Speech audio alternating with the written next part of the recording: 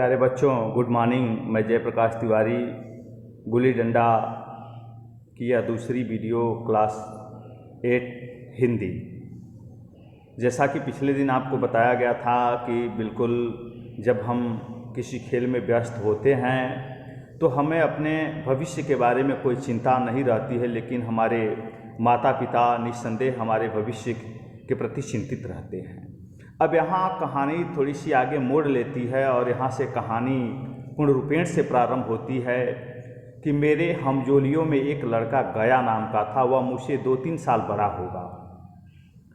दुबला, बंदरों की सी लंबी पतली पतली उंगलियां, बंदरों की सी चपलता, वही झल्लाहट।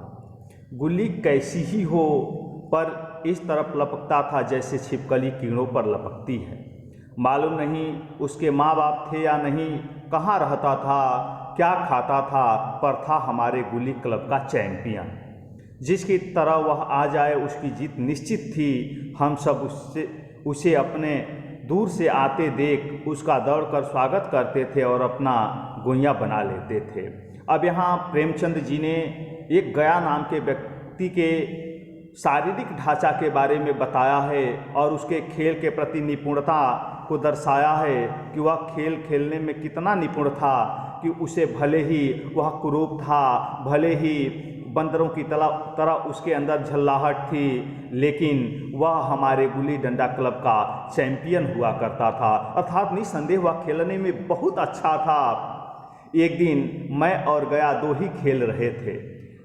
कह रहा है कि जो इंजीनियर बनकर के उसके गांव में व्यक्ति आया हुआ है उसके बारे में बता रहा है राइटर कि बस 2 ही लोग खेलने वाले थे, एक गया था और दूसरा जो इंजीनियर बनकर के आया हुआ है।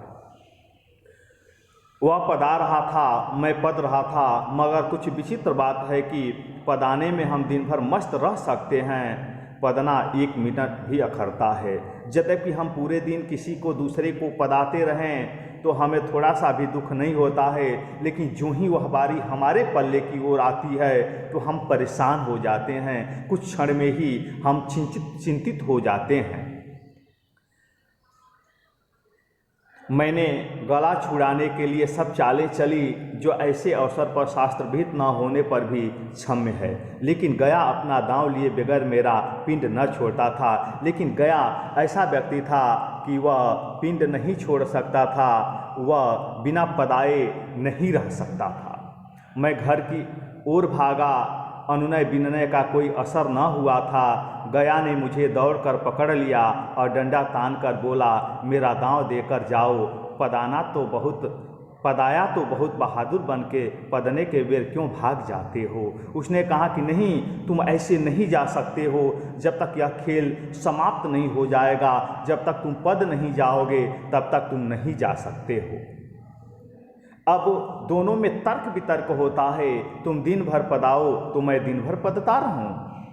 गया ने कहा, हाँ तुम्हें दिन भर पदना पड़ेगा। फिर राइटर ने कहा, न खाने जाऊं न पीने जाऊं, हाँ मेरा दांव दिए बिना कहीं नहीं जा सकते, मैं तुम्हारा गुलाम हूँ। राइटर ने पूछा कि क्या मैं तुम्हारा गुलाम हूँ कि मैं नहीं जा सकता। उसने कहा कि हाँ तुम मेरे गुलाम हो, मैं घर जाता हूँ, देखूँ क्या कर लेते हो। तब उसने कहा, घर कैसे जाओगे, कोई दिलगी है, कोई मजाक है, दाव दिया है दाव लेंगे।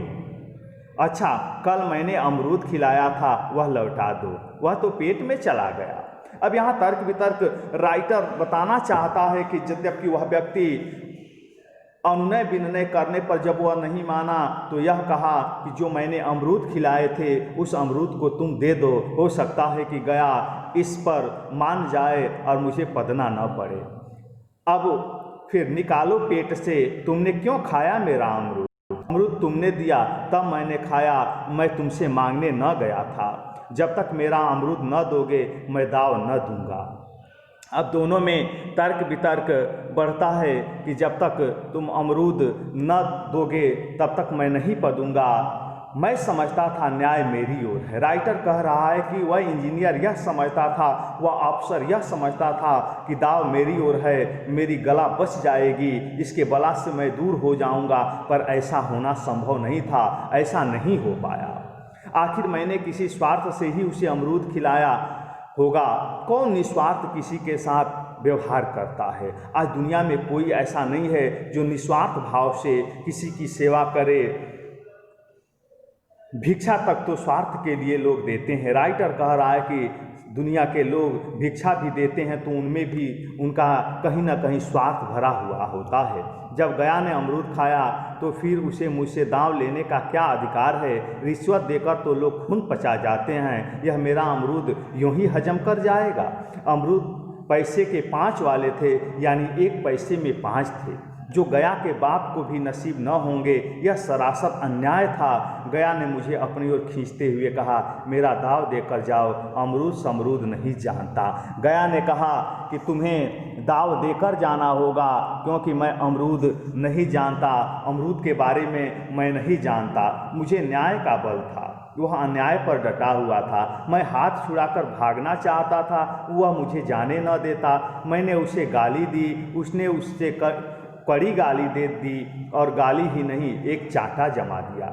मैंने उसे दांत काट लिया, उसने मेरी पीठ पर डंडा जमा दिया। मैं रोने लगा।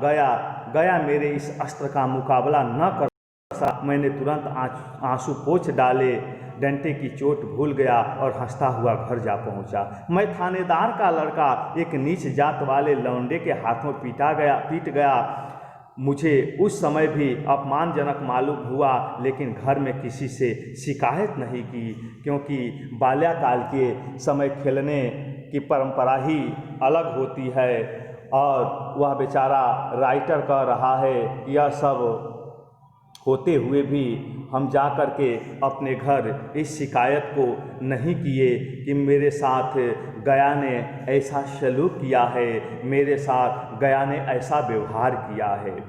उन्हीं दिनों पिताजी का वहाँ से तबादला हो गया, ट्रांसफ़र हो गया। नई दुनिया देखने की खुशी में ऐसा फूला कि अपने हमजोलियों से बिछुड़ जाने का बिल्कुल दुख न हुआ। पिताजी दुखी थे, वह बड़ी आमदनी की जगह थी। अम्मा जी भी दुखी थीं, यहाँ सब चीज़ें सस्ती थीं, और मोहल्ले की स्त्रियों से घराव सा हो गया था, घर जैसा व्यवहार हो गया था। लेकिन मैं मारे खुशी के फूला न समाता था, लड़कों में जीत उड़ा रहा था। वहाँ मेरे घर थोड़े ही होते हैं, वहाँ ऐसे घर थोड़े ही होते हैं, ऐसे ऐसे ऊंचे घर हैं कि आसमां से बातें करते हैं। राइटर कह रहा है कि वह बच्चा इन सब बातों से अनभिज्ञ है। बस वह यह जानता है कि वहाँ बड़े बड़े महल दिखाई देते हैं, वहाँ बड़े बड़े घर दिखाई देंगे, लेकिन वह क्या जानता है कि जहाँ हम लोग जा रहे हैं, उस जाने के प्रभाव से, तबादले के प्रभाव से पिताजी और माताजी के ऊपर कौन कौन से अतिरिक्त खर्च पड़ रहे हैं, वह इन सब तथ्यों से अलग है बालक नहीं जानता है। वहाँ अंग्रेजी स्कूल में कोई मास्टर लड़कों को पीटे तो उसे जेल हो जाए। मेरे मित्रों की फैली हुई आंखें और चकित मुद्रा बतला रही थी कि मुझसे उनकी निगाह में कितनी स्पर्धा हो रही थी। मानो कह रहे थे, तुम भगवान हो भाई, जाओ, हमें तो इसी उजड़ ग्राम में जीना है और मरना भी है। राइटर यहाँ बता रहा है कि वे बच्चे शायद यह बताना चाहते थे कि हम लोगों को यहीं रहना है, यहीं जीना है, यहीं मरना है, क्योंकि हमारे लिए यहाँ के सिवा कोई दुनिया नहीं होगी। इस वीडियो में बस इतनी ही। धन्यवाद। फिर अगली वीडियो में